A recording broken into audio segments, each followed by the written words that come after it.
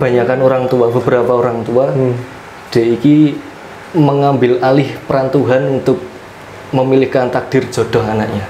Wong tua ora iso meksa kowe seneng karo deknen. Ning wong tua iso meksa kowe kudu nikah karo deknen. Karena wong tua sing ngopeni anak kecil kuwi investasi larang lho kuwi.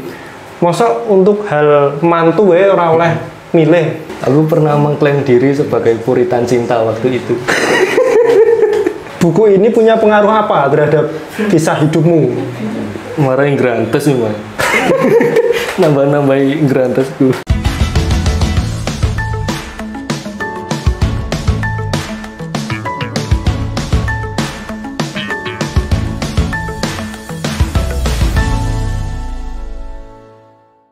Selamat pagi teman-teman semuanya, selamat datang di Buka Buku. Mari membuka dan terus membaca. Di kesempatan ini kita bersama dengan seorang filsuf partikelir, Saudara Nizar Ibrahim. Prestasi filsufnya adalah pernah ngomong-ngomongan karo udan. Ki peristiwa filosofis apa overthinking apa apa wis Anu Mas. Harusnya aku salah jeneng. Nek persoalan hujan kan harusnya Mikail. Terus? Ya tuh kan menurunkan hujan, ini rezeki kan Mikail. Tapi kok terus aku dijeneng Ibrahim. Lah mulai kuwi aku mulai merumuskan.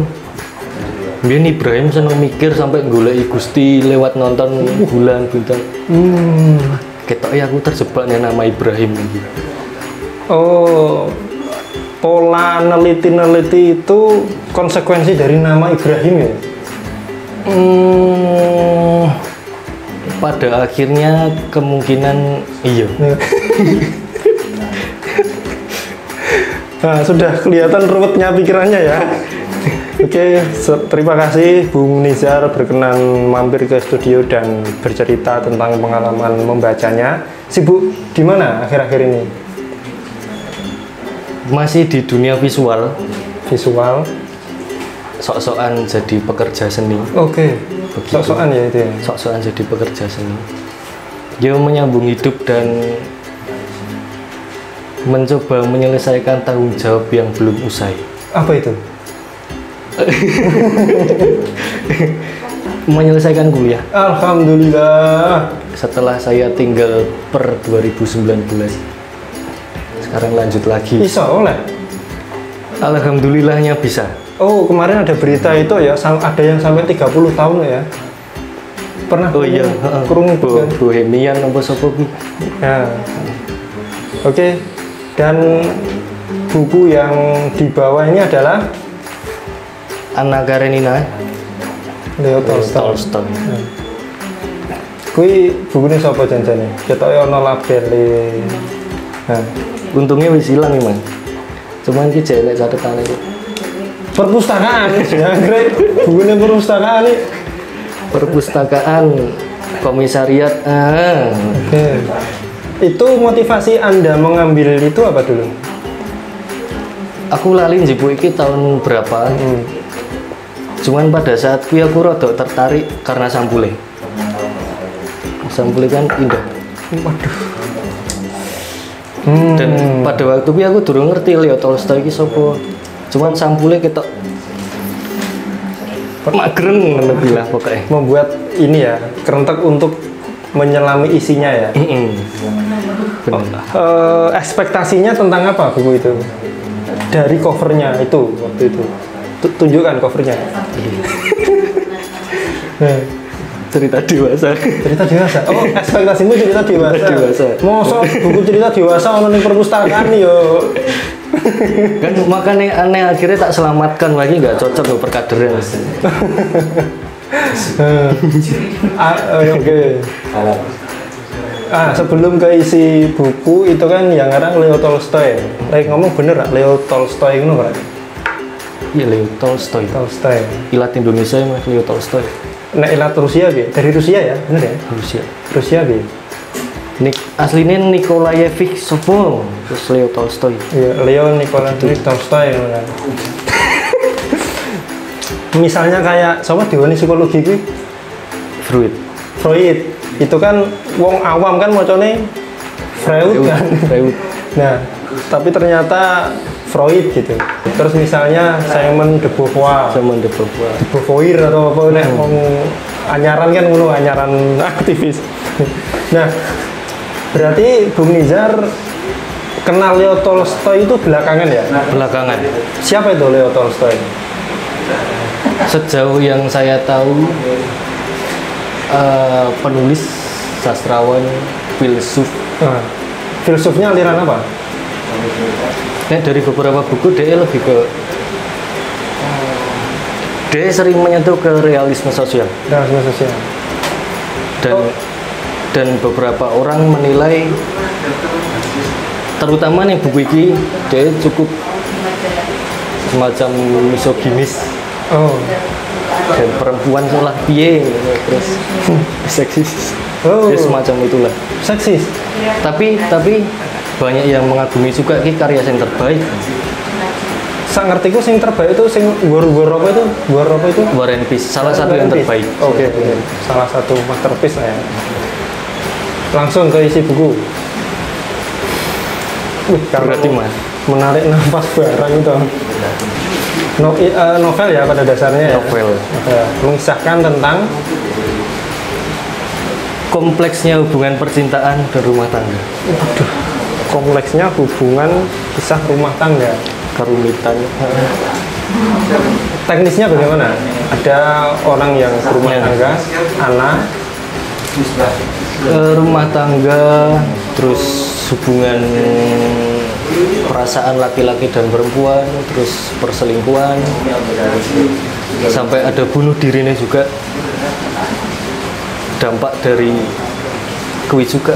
Dampak dari apa? Dampak dari hubungan percintaan.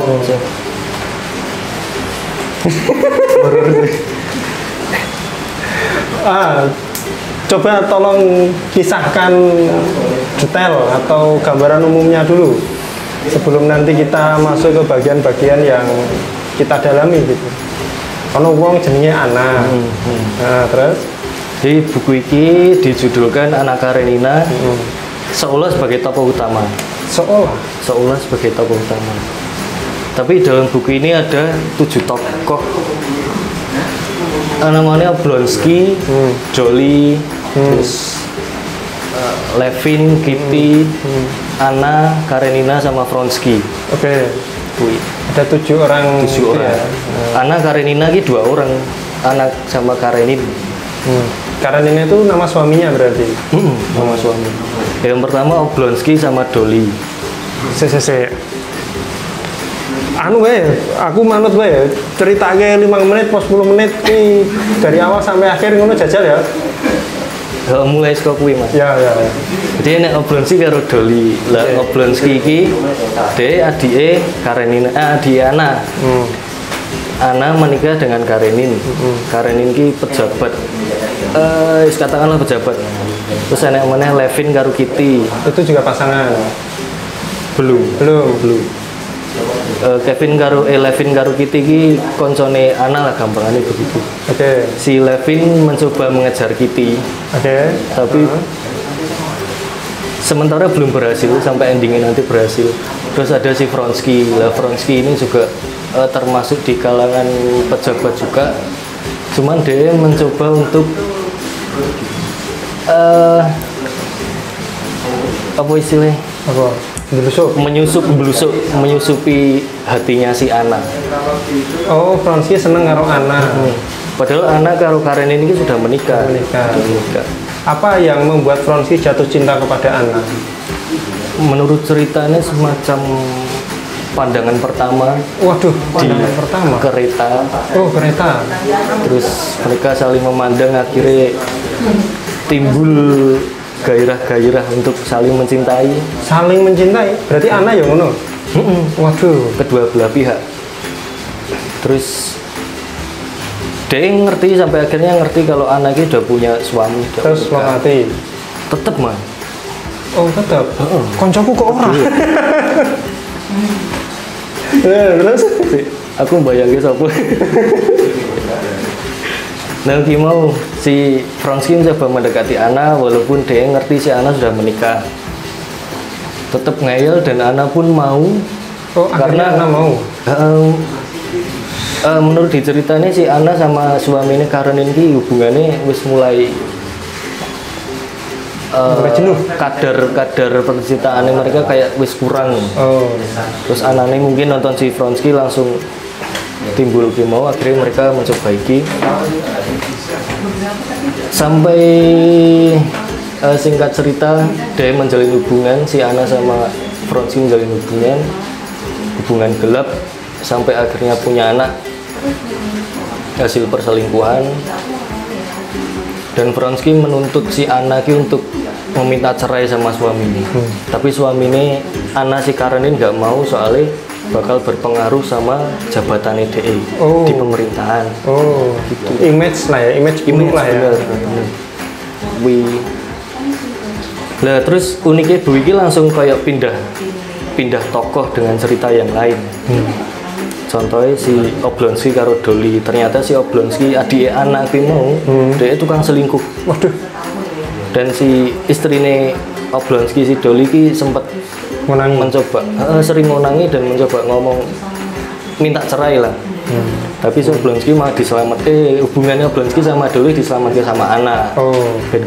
Ben gak cerai, akhirnya tetap lah si anaknya malah selingkuh karo Vronsky. Terus pindah meneh ke tokoh yang lain. Si Levin karo Kitty. Si Levin ini backgroundnya dari seorang petani, orang yang sederhana. Terus Kitty kelas high class Kitty. Cintanya bertepuk sebelah tangan karena status sosial. Si Kitty ternyata malah naksir si Vronsky. Vronsky yang seneng karo Anna. Vronsky seneng Anna. Kitty seneng Vronsky. Vronsky seneng Anna seneng Vronsky. Tapi Kitty seneng Vronsky nggak seneng sama si Kitty. Gitu. Yes, kira-kira seputar itulah ya. Seputar itulah. Yang menarik apa meneh? Apakah konfliknya kan umum ya, mainstream ya, maksudnya itu biasa gitu loh. Konflik perselingkuhan kan biasa. Konflik bertepuk sebelah tangan kan juga biasa. Nah, yang menjadi menarik apa di buku itu? Karena aku pernah berada di posisi seperti si Levin. Setelah baca buku ini atau sebelum? Setelah. Posisi sebelumnya aku kan nemu iki terus paling mau tok nih, terus aku punya sebuah hubungan. Akhirnya terus selesai karena masalah kuwi. Aku mulai mau iki meneh. Ternyata kok podo. Tragis sekali. Jangan-jangan keputusasaan itu terus omong-omongan karo udan. Selain itu, ada kesamaan cerita ya. Poin yang lain apa misalnya yang menarik? Karena kan nama Leo Tolstoy itu kan mumbul dhuwur. Nah itu kok penerjemahannya ke dalam karya sastra novel itu di bagian mananya? Sing jadi unik. Aku malah gak fokus ke situ, Mas. Aku cuma baca tok, ternyata ceritanya apik.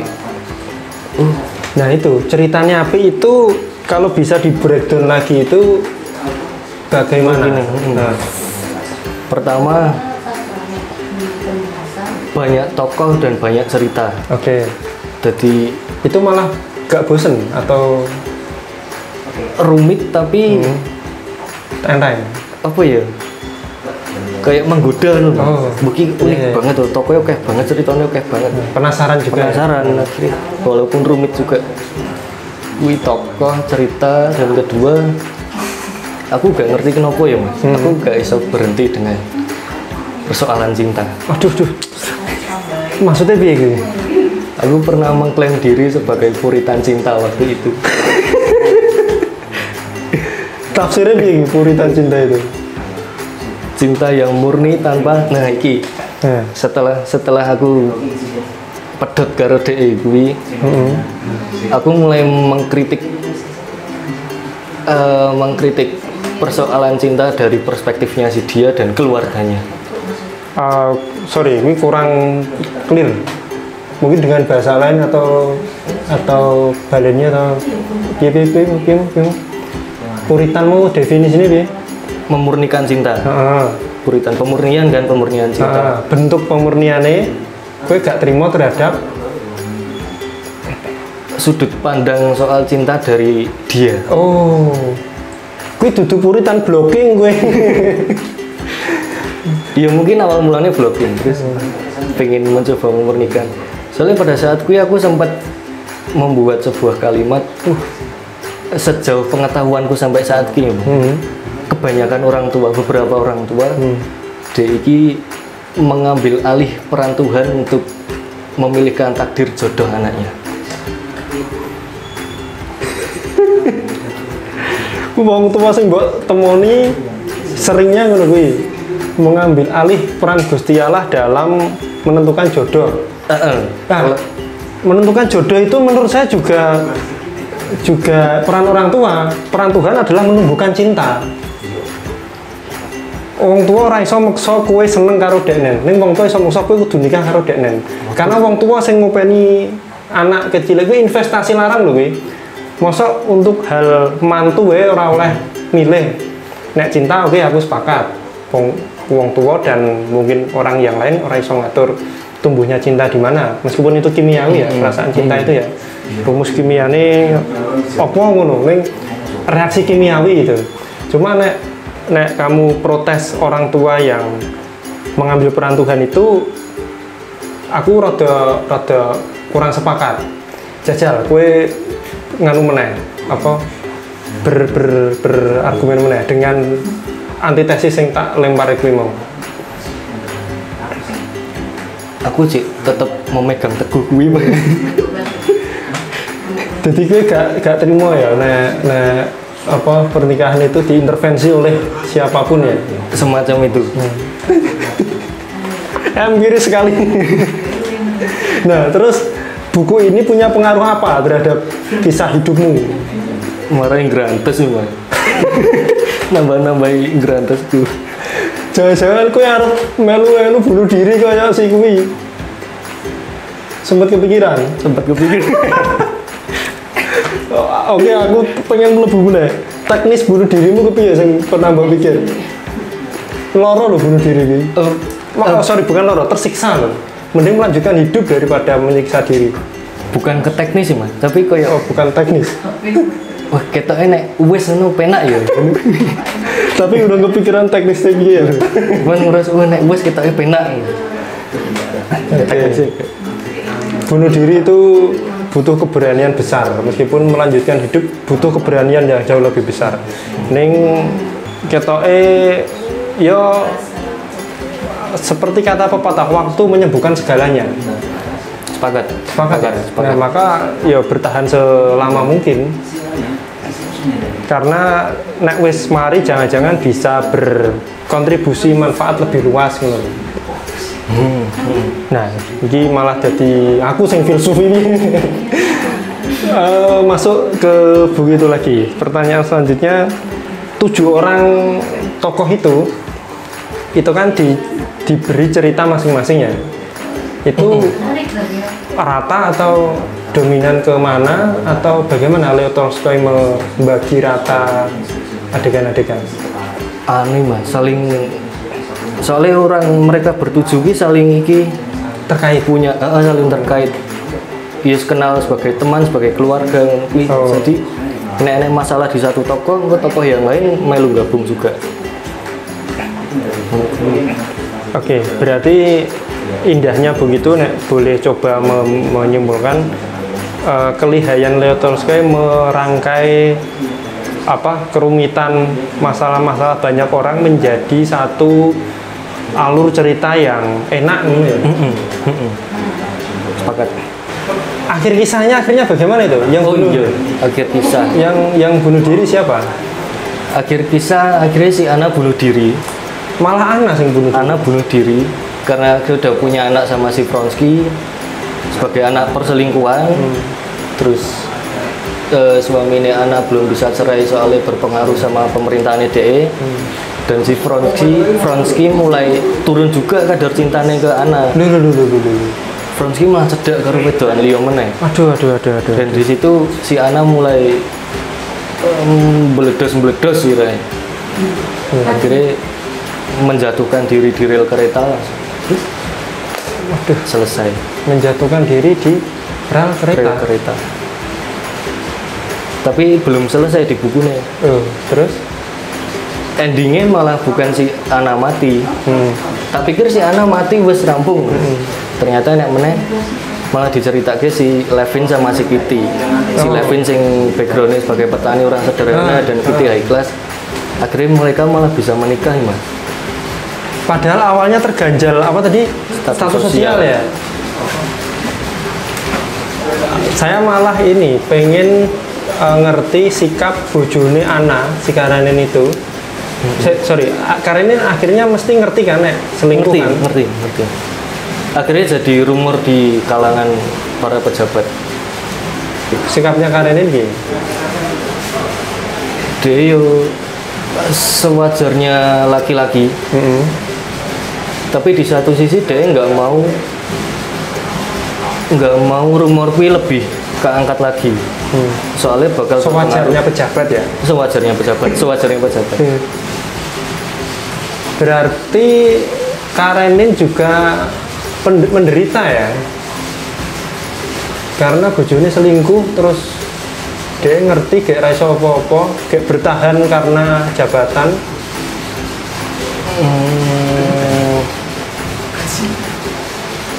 Dia nggak kejam. Misalnya di kaplok apa di saduk. Enggak. Saiki yo. Maaf nek salah ya. Yeah. Sejauh aku baca iki dan seingatku dia enggak kejam ngono kuwi. Dia cuma dia pengen mempertahankan statusnya di pemerintahan. Motifnya itu sebenarnya. Motifnya itu. Wah ya Arasido mulia. Dan sampai akhirnya dia juga cedak karo wong sahabatnya dhewe nek enggak salah. Bisa membuat anak semakin iki soalnya deh Vronsky mulai turun kadar cintanya ke Anna, si suaminya Anna mulai cedak karo cewek lain juga. Iya, anaknya bingung. Anna meh balik ke suaminya nggak mungkin. Isin, saya kira ya bunuh diri. Wah, angel. Terus anaknya melu sapa? Oh iya, dia kayaknya hukum iki ya Mas. Hukum waris. Ceritanya kok anak hasil perselingkuhan itu akhirnya gimana nasibnya? Ya nggak berdosa loh itu. Anaknya maksudnya, anak kan nggak dosa ya. Terus menutup iman langsung pindah ke si tokoh lainnya. Oh gitu ya. Ada nggak di Indonesia yang cara menulisnya itu kira-kira hampir mirip kayak itu Leo Tolstoy itu? Atau kalau nggak penulis karya sastra sing mirip-mirip ngono kuwi? Mirip Leo Tolstoy apa mirip iki? Oh berarti oke, satu-satu dulu. Sing penulisnya mirip Leo Tolstoy. Aku. Oh iya, kan nulis buku ya. Soalnya enek sing ngomong si Levin iki si Tolstoy. Oh. Beberapa mengatakan si Levin adalah kisahnya Tolstoy sendiri. Nah, nek nonton kisah kuwi aku mbiyen kan ngono juga. Tapi ya, si Levin karo Kitty sama menikah nek aku enggak. Terus gue nulis buku. Pernah menulis buku. Setelah membaca itu ya? Setelah tersakiti dan mendapat ilham dari buku ini juga. Tentang apa bukunya itu? Buku diarimu kok terbitke ya? Isine kaya sing tak omongke ning awal ning rodok tengah-tengah mau. Soal kritikan-kritikan soal orang tua yang terlalu intervensi terhadap jodoh anaknya. Novel ya? Bukumu? Kumcer. Oh kumcer. Kumpulan cerpen. Oke, orang tua ras sepakat terhadap jodoh. Nek terhadap kuliah, karir, kowe ya ora sepakat. Kan awakmu kan mendeklar bahwa wong tua sing mengambil peran Tuhan dalam urusan jodoh anaknya itu kira sepakat. Urusan jodoh, nah urusan karir, pekerjaan, pendidikan sejauh ini orang sepakat juga? Enggak juga. Katanya gue konflik karo orang tuamu gitu. Itu yang Leo Tolstoy, karena yang kisah tadi, yang karya sastranya mirip-mirip itu. Iki jawaban asli mas. Asli. Lanjut ke saya mau. Lanjut ya. Nek sing asli yo. Aku orang sing nggak terlalu banyak baca buku, nek aku nggak tertarik. Oke. Dan tak pikir kuwi jadi nilai minusku. Makanya Pak nggak kacamata kan. Plus ya jeng. Terus aku menemukan juga bukunya Pram Bumi Manusia dan kisah yo. Iya walaupun interpretasi orang soal bumi manusia kan macam-macam, enak sing soal politiknya, terus konteks sejarah waktu itu, soal percintaan dan lain-lain. Dan ada film juga, nah filmnya kan lebih koyo ke percintaan itu. Nah aku lebih dominan ke percintaannya juga. Ya tidak lain tidak bukan karena masalahku yang bodoh. ya. Itu diterbitkan tahun berapa lagi? Bah lah buku ini kok kenapa ini kok ini? Kosku pernah kebanjiran mas. Wah, tak tinggal suwe, ternyata banjir, buku-bukunya terus kabeh. Saya mengenaskan orang gur kisah cinta Anda, kisah hidupnya juga ya. Padahal itu bukunya dewe. 2004 cetakan kedua 2016 ya. Nah, karya ini itu abadi sepanjang zaman nggak? Maksudnya masih relevan atau mandek dan ditinggalkan? Kita nama Leo Tolstoy di kancah penulis ning Indonesia minor ya. Orang kaya misalnya siapa mau Sartre misalnya. Jangan-jangan di Rusia juga aku nggak tahu ding. Nah menurutmu masih relevan nggak dibaca-baca hari ini? Aku kemarin sempat buka YouTube, mencoba membangkitkan ingatan buku kui, walaupun sing terbangkit cuma sekian persen tok. Nah salah itu baru diupload beberapa bulan yang lalu. Salah satunya sing upload Oxford University. Dia masih membahas soal anak karenina juga, yang dibahas. Dan tak pikir masih cukup relevan sampai kayak Laila Majnun ya, itu kan abadi juga ya. Laila Majnun sedikit. Ini kalau nggak salah juga banyak film yang mengangkat kisah ini ya. Ada film. Nonton. Sempat nonton mas, cuman aku gak kuat. Tapi api soalnya filmnya dikemas teatrikal, di film-film teatrikal. Dan apa ya, nek menurutku visualnya terlalu rumit untuk dicerna. Oh, orang kuatmu gue. Nek kisahnya sama ya, kira-kira ya. Kisahnya yo sama lah. Biasanya nek film yang diadaptasi dari novel itu kan banyak distorsi. Dan aku sempat nemu juga ada yang bilang Tolstoy menggambarkan si Anna kui dalam buku ini sebagai sosok yang buruk, jelek. Oh iya, selingkuh kok.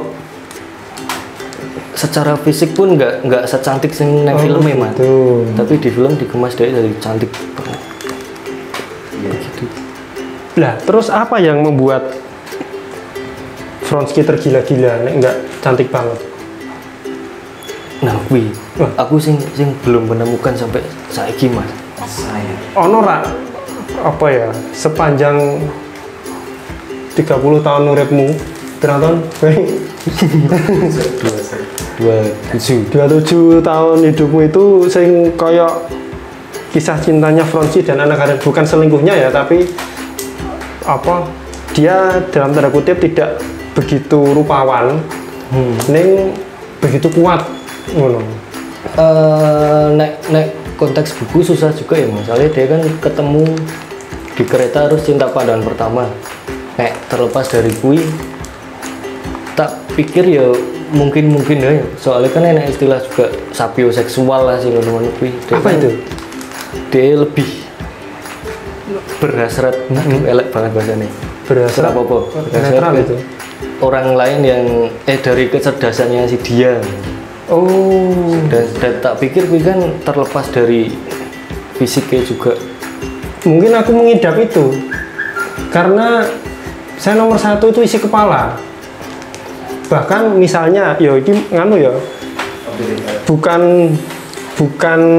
perempuan laki-laki ya, tapi manusia yang misalnya rupa apa ketampanan kecantikannya itu bijine pitu misalnya ya. Neng nek dia isinya kepalanya bagus, seolah-olah aku nonton dia songo. Berlaku ke laki-laki dan perempuan. Misalnya kayak penulis, wah ini rapi nak ini. Tapi beliau juga pernah Jokpin. Itu kan ketika awal-awal Jokpin meniti karir sebagai penyair, itu kan menjadi rasan-rasan Pak Sapardi. Di YouTube-nya Mojok. Ketika wawancaranya dengan Mas Putut itu, bahkan Pak Jokpin waktu itu Pak Jokpin ngerti nek dikandani sih, tapi peristiwanya Pak Sapardi dikandani karo wah sopo sing ngandani ya intine koncone atau mahasiswane atau apa gitu. Pak ini Jogja ono penulis penyair rodok moncer iki ning rodok orang ganteng gitu, bahasa kasarnya gitu ya. Terus Pak Sapardi kuwi ra penting, yang penting karyane gitu. Nah, ketoknya saya sepakat itu. Jadi angka tadi ya misal bisa diangkakan ya. Misalnya deknen rupane 5 misalnya ya. Wedok dan laki-laki benora bias 5 ning deknen penulis apa ning deknen uteke moncer atau maca buku dijak diskusi sangar kuwi penglihatanku iso dadi 6 atau 7 atau bahkan 8 ngono. Tapi gak menutup kemungkinan soal fisik juga berpengaruh teman. Terlepas dari relatifnya penilaian orang-orang yang berpengaruh, tetap jadi variabel yang mempengaruhi, cuma kan kesekian. Ya artinya misal nilai tadi misalnya kan tinggi badan. Ini aku benora dihujat, mbak menawa feminis yang menghujat. Ini konteksnya manusia, laki-laki dan perempuan. Misalnya tinggi badan C, berat badan B misalnya, wajah B, terus kecerdasan A di rata-rata B. Ngono. Beda dengan misalnya wajah A ning kecerdasan E misalnya. Dijak ngomong, buku ini bagus ya, oh mie ayam itu enak sekali, itu kan ya mie. Nah itu misal nilai rata-rata itu jadi variabel terus jadi rata-rata. Mas, aku tadi nilai pertanyaan nih mas. Aku punya sebuah pertanyaan. Katakanlah si Ana dia seorang perempuan yang cerdas.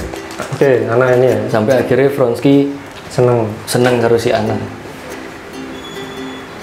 Tak pikir banyak dari beberapa dari kita dan beberapa orang yang lain mengatakan aku senang cewek yang pinter, model yang pinter, yang cerdas.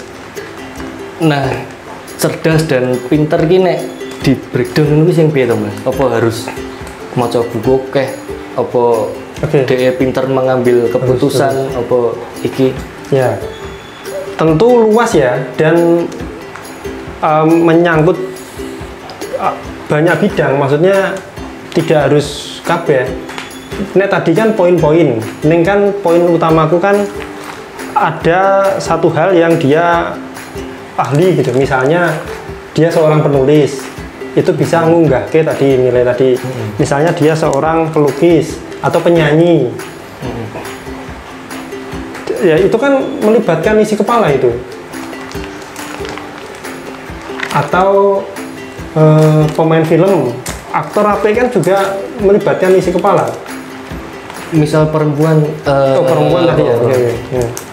Misal seseorang nggak punya karya, tapi dia punya sistem pengambilan keputusan yang bagus, logis. Kui iso termasuk kategori ini mau nggak orang-orang? Nek bagi aku termasuk. Jadi indikatornya bukan karya sastra, bukan karya yang bisa dinikmati indera ya. Misalnya kayak buku kan bisa dinikmati mata. Berarti yang menikmati renderan. Oh ngono.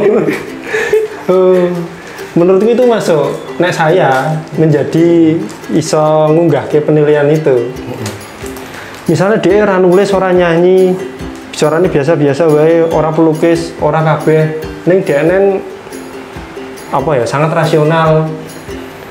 Bahkan misal maca bukune sithik, ning DNN kuwi mau pengambilan keputusannya iso apik. Nek bagi saya dia meningkatkan nilai itu. Tapi ini bukan anu ya, outputnya terus aku gelem kekancan porak, bukan begitu ya. Iya. Itu kan kasus yang lain, maksudnya apa, ranah yang lain.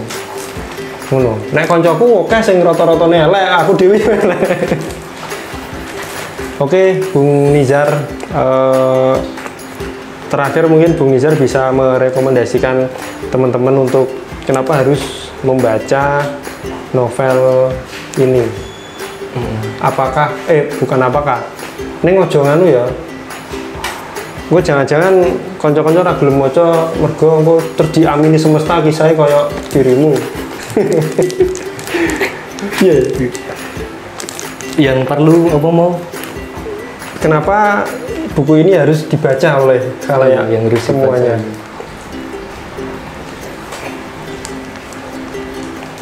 Harus dibaca tapi nggak harus mengambil dari perpustakaan. Salah, aku ambil dari perpustakaan. Dan belum tak kembalikan. Kenapa? Harusnya itu bisa dipecah nggak? Misalnya di poin atau bagian mananya? Kerumitan Tolstoy membangun cerita soal percintaan dan kuwi emosi manusia sing alamiah banget nih. Dan tak pikir juga sering terjadi hal seperti itu. Permasalahan-permasalahan termasuk perselingkuhan, walaupun kita naksir orang dan nggak mengungkapkan perasaan itu, apakah termasuk selingkuh atau enggak. Tapi kenapa harus membaca buku ini? Karena ya mau jadi membangun sebuah cerita yang alamiah banget dan menyenangkan. Menyenangkan? Tragis. Loh, tragis karo menyenangkan itu paradok loh. Kok menyenangkan dan tragis ini? Aku kayaknya jadi Joker Mas Yuswi. Jadi apa? Joker. Ya wes ngono wae teman-teman muda. Ketua asli nih ngono Nizar. Oh, enak satu kutipan terakhir. Wah, iya. Dari Leo Tolstoy. Enggak. Aku lali sekolah sopo. Tapi kalimat di dalam Islam. Maksudnya bukan di dalam Islam. Enak kata-kata sing bahasanya bahasa Arab lah. Oh. Tapi terjemahannya barang siapa yang kalau kamu mencintai seseorang dan menyimpannya sampai kamu mati, berarti mati syahid. Jangkrik ana kuat ngono kuwi. Asik tenan katane iki dalam. Just. Nanti semua Ali katanya. Mungkin si Ana syahid. Kesimpulanmu apa? Mungkin sama. Ana syahid. Oh gitu ya. Nah, Enggak. ya. Intermezzo. Oke teman-teman, ada alternatif perjalanan mati syahid yang lebih indah ya daripada muda ono kelompok yang tersinggung. Begitu teman-teman semuanya, terima kasih Bung Nizar berkenan mampir dan berbagi kisah mengharukannya. Kita berdoa semoga penderitaannya segera berakhir ya. Dan bagi teman-teman semuanya yang punya naskah, yang kesulitan bagaimana naskah itu layak baca, kita siap membantu dan kita sama-sama berjalan di khasanah perbukuan yang sangat sunyi ini gitu. Begitu, sampai ketemu di buka buku selanjutnya. Mari membuka dan terus membaca.